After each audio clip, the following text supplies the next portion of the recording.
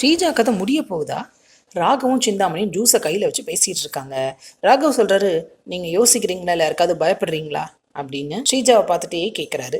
சிந்தாமணி சொல்கிறாங்க, பயமா எனக்கா? இந்த சிந்தாமணி யாருக்குமே பயப்பட மாட்டா, கொடு அப்படின்னு சொல்லிட்டு ராகவ் கையில் இருக்க ஜூஸை வாங்குறாங்க. அங்கேருந்து ஸ்ரீஜா அக்கா அப்படின்னு கத்துறாங்க. வேகமாக வந்து சிந்தாமணி கையில் இருக்கிற ஜூஸை வாங்கி கட கட கடன்னு குடிக்கிறாங்க. சிரிக்கிறாரு ராகவ். சிந்தாமணிக்கு சந்தேகமாகவே இருக்குது.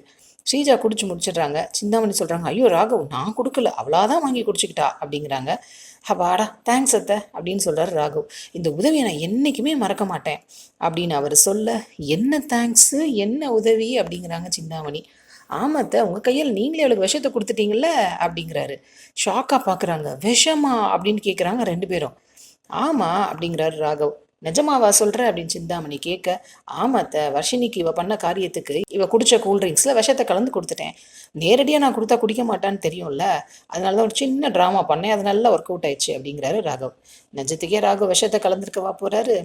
வெயிட் பண்ணி பார்ப்போம். சீரியல் அப்டேட்ஸ்க்கு எங்கள் சேனலை சப்ஸ்கிரைப் பண்ணுங்கள். மீண்டும் அடுத்த அப்டேட்டில் சந்திப்போம்.